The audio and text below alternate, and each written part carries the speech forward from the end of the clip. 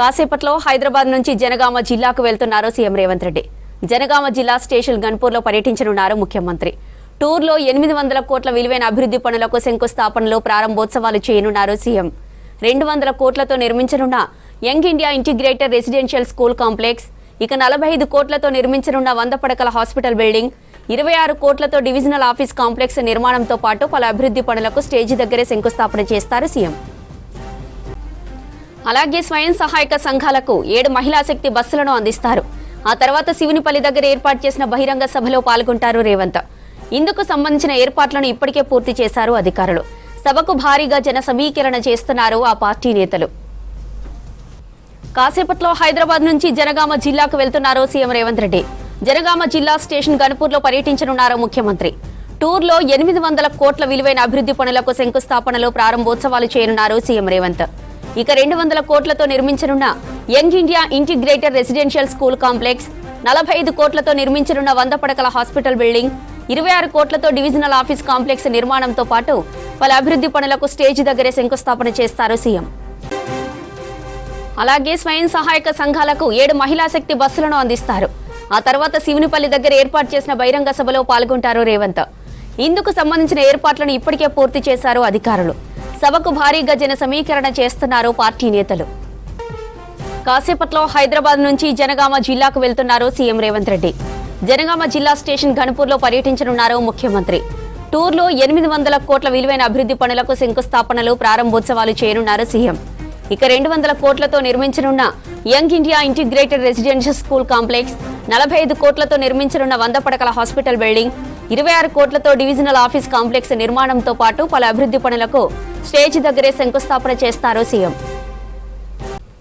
అలాగే స్వయం సహాయక సంఘాలకు 7 మహిళా శక్తి బస్సులను అందిస్తారు. ఆ తర్వాత శివునిపల్లి దగ్గర ఏర్పాటు చేసిన బహిరంగ సభలో పాల్గొంటారు రేవంత్. ఇందుకు సంబంధించిన ఏర్పాట్లను ఇప్పటికే పూర్తి చేశారు అధికారులు. సభకు భారీగా జన సమీకరణ చేస్తున్నారు పార్టీ నేతలు. ఎసికా స్టేషన్ గన్పూర్లో సీఎం రేవంత్ రెడ్డి టూర్కు సంబంధించిన మరిన్ని అప్డేట్స్ కృష్ణమోహన్ అందిస్తారు. Krishnamohan, over to you. ప్రయాణికులను సురక్షితంగా వారి గమ్యస్థానంలో చేర్చడంలో ఆర్టీసీ సేవలు చాలా గొప్పవి. అయితే ఇప్పటివరకు ఆర్టీసీ సొంతంగా నడుపుకునే బస్సులు, తర్వాత లేదా అద్దెకు తీసుకున్నటువంటి బస్సులు మాత్రమే చూసాం. కానీ ఇప్పుడు మహిళా సంఘాలు కూడా తెలంగాణలో ఆర్టీసీలో భాగస్వాములు అవుతున్నారు. వారికి ఆర్థిక స్వావలంబన చేయడం కోసం రాష్ట్ర ప్రభుత్వం ఆర్టీసీ బస్సులను కూడా వాళ్ళకి అందిస్తున్నారు. ఇవ్వడం ద్వారా వాళ్లకు ఆర్థికంగా కూడా తోడ్పాటు అందుతుంది. ఆర్టీసీ బస్సులకు సంబంధించి స్టేషన్ గన్పూర్లో మరికొద్దిసేపట్లో ముఖ్యమంత్రి రేవంత్ రెడ్డి పర్యటించున్నారు. ఆయన పర్యటన నేపథ్యంలో ఇక్కడ ఆర్టీసీ బస్సులను కూడా మహిళలకు అందించనున్నారు. వాటన్నింటినీ పర్యవేక్షిస్తున్నటువంటి ఎమ్మెల్యే నాగరాజు ఆయనతో మాట్లాడుతారు. సార్, ప్రభుత్వం అనేక కార్యక్రమాలు చేపడుతుంది, కానీ మహిళలకు సంబంధించి చూస్తే ఆర్టీసీ బస్సులను కూడా అందించి వాళ్ళకు ఒక ఆర్థిక అవసరాలను తీర్చే విధంగా చేస్తుంది. అసలు ఆర్టీసీ బస్సులను మహిళలకు అందించడం ద్వారా ఎలాంటి ప్రయోజనాలు కలుగుతాయి అనుకుంటున్నాను? నమస్కారం అండి. ఆర్థిక స్వావలంబన అంటే మీకు ప్రత్యక్షంగా కనబడుతుంది. నేను గతంలో ఒక అధికారిగా పనిచేసినాం. ఆర్టీసీతో ఎంతో నాకు అవినావ సంబంధం ఉంది.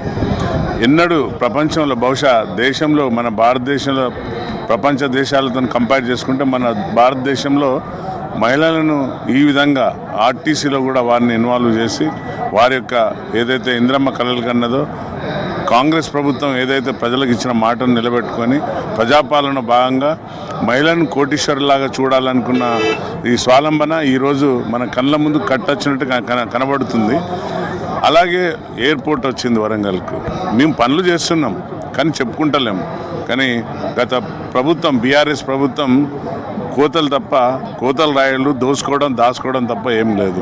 సార్, అంటే నిన్నటి నుంచి చూస్తే ముఖ్యమంత్రి పర్యటన నేపథ్యంలో బీఆర్ఎస్ పార్టీకి సంబంధించినటువంటి అనేక విమర్శలు చేస్తుంది. ఒక సభను అడుగుంటాం, ముఖ్యమంత్రి పర్యటన కూడా వీటన్నిటిని ఎట్లా చూడొచ్చు? అసలు వారి విచక్షణ లేని విజ్ఞానంతో మాట్లాడే మాటలు, ప్రజలను కుక్కలని అన్నాడు వాడు కౌశిక్ అనే ఒక విధవ. ప్రజలను సీఎం గారిని పట్టుకొని వారితో 33 లక్షల మంది కుక్కలు ఉన్నారంటే ప్రజలు అన్నట్టే కదా. వారిని ఒకసారి విమర్శన చేసుకోమంటున్నాను. ఏది అడ్డుకుంటారు? ప్రజల అభివృద్ధి అంటే మహిళ ఏదైతే అభివృద్ధి చెందుతుందో దాన్ని అడ్డుకుంటారా, లేక ఏది అడ్డుకుంటారో చెప్పాలి, క్లియర్ చెప్పాలి. మహిళలను ఈరోజు మనం కళ్ళ ముందు చూస్తున్నాం. గ్యాస్ స్టేషన్లు, అలాగే ఫిల్లింగ్ స్టేషన్స్, సోలార్ సిస్టమ్ను ఆర్టీసీ బస్సులు మనకైతే కనబడుతున్నాయి.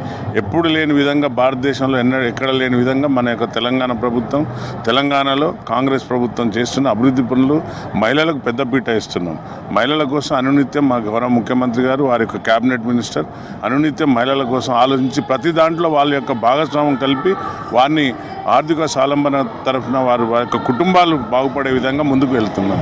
Video journalist Dashrath, Krishnamohan, V6 news, station Kanupur నుంచి.